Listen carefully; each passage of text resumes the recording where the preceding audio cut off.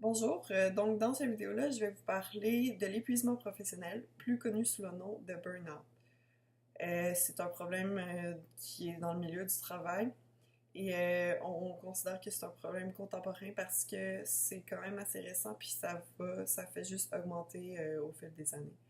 Donc on parle vraiment d'un problème qui est dans notre société moderne.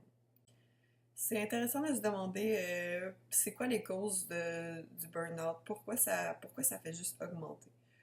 Euh, à première vue, on peut penser que certaines personnes sont prédisposées à avoir ce problème-là. Euh, puis d'un autre côté, la théorie est pas nécessairement fausse, sauf que c'est pas uniquement des causes psychologiques qui amènent le burn-out. Mais on peut penser aussi que ça vient de la société.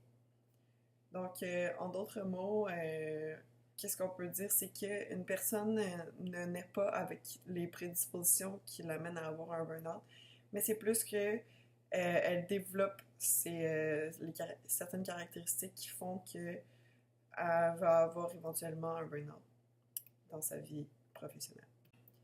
Qu'est-ce qu'on veut dire par que la société a un rôle à jouer dans le fait qu'une personne a ou non un burn-out dans sa vie? C'est que la personne ne naît pas avec les caractéristiques qui font qu'elle peut avoir un burn-out. En fait, c'est plus la société qui apprend ces traits-là à une personne. Euh, Qu'est-ce qu'on veut dire? C'est que les normes de la société d'aujourd'hui mettent vraiment de l'avant la compétition dans le travail, le dépassement de soi, puis la meilleure performance possible. De nos jours, si on ne possède pas ces qualités-là, dans le monde du travail, on peut être automatiquement considéré comme étant bon à rien, parce qu'on n'est pas capable de répondre aux critères que le patron demande, que la société demande en fait. Donc, on peut quasiment dire que le burn-out est presque inévitable dans la vie si on veut absolument répondre aux critères et aux normes de la société. Euh, Ces normes-là, si on est capable d'y répondre, ça veut dire qu'on est capable d'avoir une certaine gloire parce que la gloire, c'est un phénomène social. Si on n'est pas en société, si on n'est pas en socialisation, on n'est pas capable d'avoir de la gloire. Dans la société d'aujourd'hui, si on est capable de répondre aux normes du travail, surtout aux normes du travail, c'est de cette façon-là qu'on est glorifié parce qu'on est considéré comme le meilleur, celui qui est capable de faire la meilleure compétition, etc.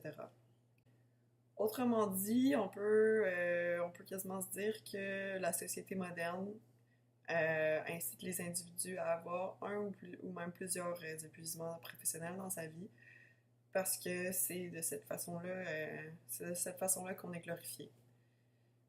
Ensuite, on peut dire que la société individualiste dans laquelle on vit de nos jours peut être en partie responsable de l'augmentation drastique du nombre de burn-out.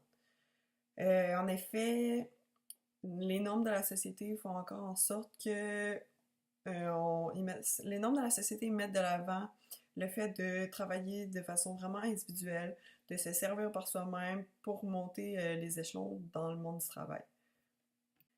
Dans la société d'aujourd'hui, on aurait par contre avantage à travailler en équipe, à s'entraider, mais malheureusement, c'est tout à fait le contraire qui se produit. On valorise vraiment plus le travail individuel. Si par exemple un employé accomplit une tâche de façon individuelle, il va être beaucoup plus valorisé par tous ses collègues au travail et son patron s'il le fait tout seul du début à la fin que s'il a été accompagné par quelqu'un d'autre.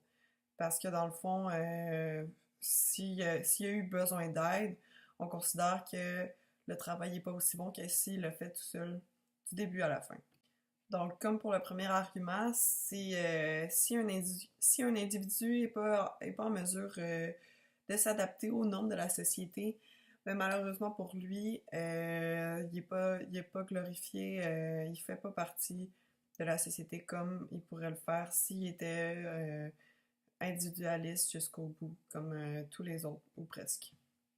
Malheureusement, dans cette façon de penser-là, il y a un problème, parce que la charge de travail qui est demandée aujourd'hui est presque physiquement impossible ou même impensable de faire en étant complètement tout seul.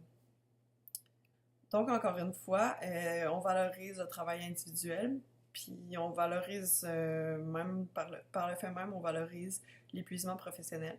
Parce qu'un jour ou l'autre, d'une façon ou d'une autre, c'est comme ça, c'est ça qui va arriver à une personne qui décide de travailler entièrement toute seule et sans demander de l'aide à personne.